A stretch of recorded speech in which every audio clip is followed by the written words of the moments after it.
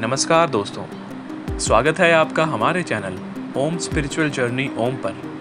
महाभारत में बड़े से बड़े धुरंधर योद्धा थे, जैसे अंगराज कर्ण, अर्जुन, एकलव्य। किंतु एक योद्धा का नाम बहुत ही कम लिया जाता है, स्वयं गुरु द्रोण के पुत्र अश्वत्थामा का। गुरु द्रोण ने उन्हें धनुर्विद्या में निपुण बनाया था, किंतु अश्वत्थामा के कारण ही गुरु द्रोण का अंत भी हुआ। क्या है इसके पीछे की कहानी, जानने के लिए वीडियो को अंत तक देखें और चैनल को सब्सक्राइब भी कर लें। अश्वत्थामा के जन्म के बाद से ही गुरु द्रोण की आर्थिक स्थिति गिरती गई। घर में कुछ भी खाने को ना बचा।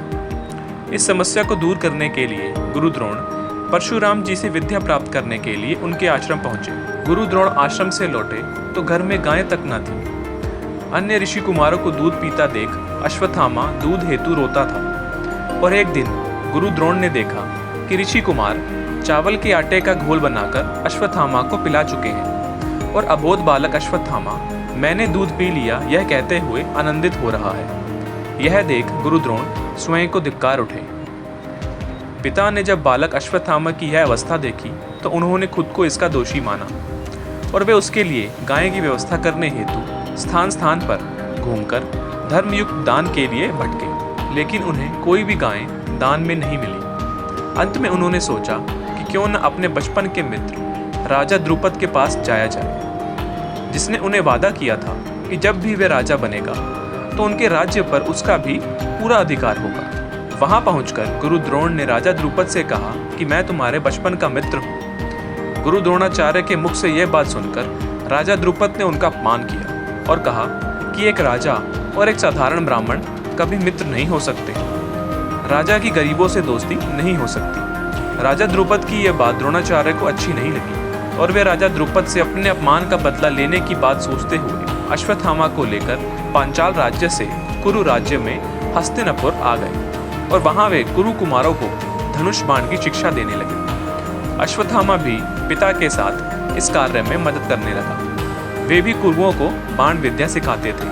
बाद में गुरु द्रोण कौरवों के आचार्य बन गए। उन्होंने दुर्योधन सहित अर्जुन आदि को शिक्षा दी और पांडवों ने गुरु दक्षिणा में उनको द्रुपद का राज्य जीत कर दे दिया। बाद में गुरु द्रोण ने आधा राज्य द्रुपद को वापस लौटा दिया और आधे को उन्होंने अश्वत्थामा को दे दिया, जिस कारण वे दोनों समान हो गए।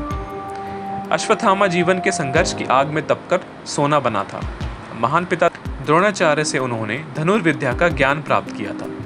गुरु द्रोण ने अश्वत्थामा को धनुर्विद्या के सारे रहस्य बता दिए थे। सारे दिव्यास्त्र उसने सिद्ध कर लिए थे। वह भी कर्ण और अर्जुन की कोटि का धनुर्धर बन गया था। महाभारत के युद्ध में पांडवों की हार को देखकर श्री कृष्ण ने युधिष्ठिर से छल का सहारा लेने को कहा। इस योजना के तहत युद्ध में यह बात फैला दी गई कि अश्वत्थामा मारा गया, लेकिन युधिष्ठिर झूठ बोलने को तैयार नहीं थे। तब अवंती राज के अश्वत्थामा नामक हाथी का भीम द्वारा वध कर दिया गया। इसके बाद युद्ध भूमि में यह बात फैला दी गई कि अश्वत्थामा मारा गया है। जब गुरु द्रोणाचार्य ने धर्मराज युधिष्ठिर से अश्वत्थामा की सत्यता जानने की कोशिश करी तो उन्होंने जवाब दिया, अश्वत्थामा मारा गया, परंतु हाथी। श्री कृष्ण ने उसी समय शंखनाद किया, जिसके शोर के चलते गुरु द्रोण आखिरी शब्द हाथी नहीं सुन पाए और उन्होंने समझा कि उनका पुत्र अश्वत्थामा मारा गया। यह सुनकर उन्होंने शस्त्र त्याग दिए और युद्ध भूमि में आंखें बंद कर शोक में डूब गए। यही मौका था जब द्रोणाचार्य को निहत्था जानकर द्रौपदी के भाई धृष्टद्युम्न ने तलवार से उनका सर काट डाला और ऐसे ही महाभारत के एक महान योद्धा और गुरु द्रोणाचार्य का अंत हुआ, जिसका कारण बने उनके पुत्र अश्वत्थामा। दोस्तों, आपको आज की वीडियो कैसी लगी हमें कमेंट करके अवश्य बताएं।